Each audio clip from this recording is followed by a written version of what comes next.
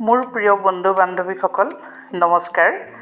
মোৰ চেনেললৈ পুনৰবাৰ আপোনালোকক স্বাগতম জনাই আজি মই অতি সুন্দৰ আৰু বহুত টেষ্টি এটি ভেন্দিৰ ৰেচিপি লৈ আহিছোঁ।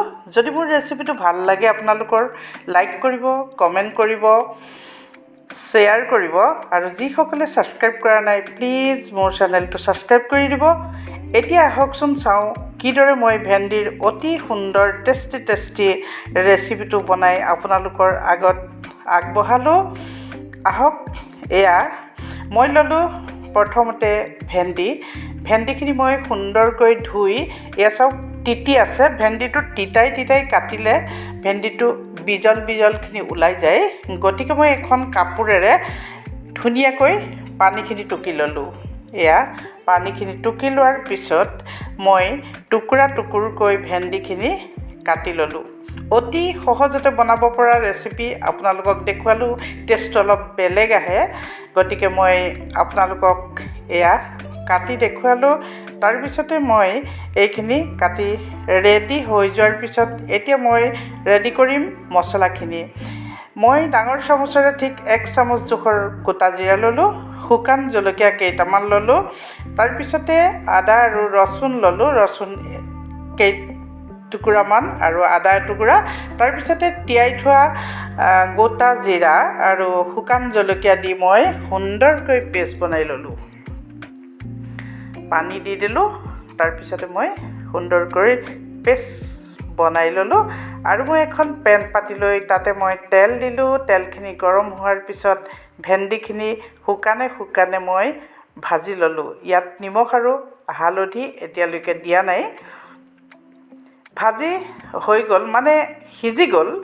সিজাৰ পিছত মই এনেদৰে কাঢ়ি থ'লোঁ। তাৰপৰা ৰৈ যোৱা যিখিনি তেল আছিলে তেলখিনিতে মই ডাঙৰ পিঁয়াজ এটা টুকুৰকৈ লৈ পিঁয়াজখিনি মই ফ্ৰাই কৰি ল'ম। সম্পূৰ্ণ ফ্ৰাই নহয়, অলপ আধা কেঁচা কৰি ল'ম।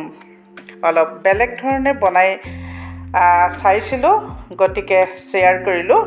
তাৰপিছতে আকৌ যিখিনি তেল ৰৈ গ'ল তাতে মই দি দিলোঁ গোটা জিৰা, কালজিৰা, তাৰপিছতে যিখিনি পেষ্ট মই বনাই লৈছিলোঁ পেষ্টখিনি দি দিলোঁ।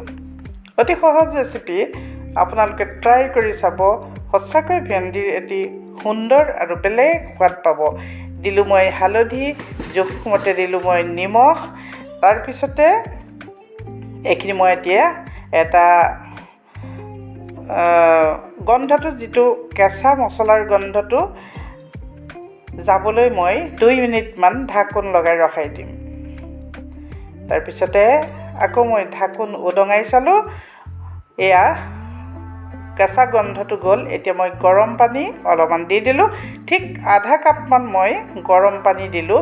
যদিও এইখিনি শুকাই যাব মছলাখিনি আৰু ভেন্দিখিনিত মছলাখিনি সোমাবৰ বাবে মই পানীখিনি ইউজ কৰিছোঁ, নহ'লে মছলাখিনি ড্ৰাই হৈ থাকিলে ভেন্দিটোত মছলাখিনি নোসোমায়। সেইকাৰণে মই পানী দিলোঁ। তাৰপিছত এয়া চাওক উতল আহিলে এতিয়া মই তাতে দি দিম ফ্ৰাই কৰি থোৱা ভেন্দিখিনি, মানে সিজি থকা ভেন্দিখিনি আৰু পিঁয়াজখিনি মই দি দিম আৰু দি মই ভেন্দিখিনিত মছলাখিনি সোমোৱালৈকে মই ঢাকোন লগাই থ'ম।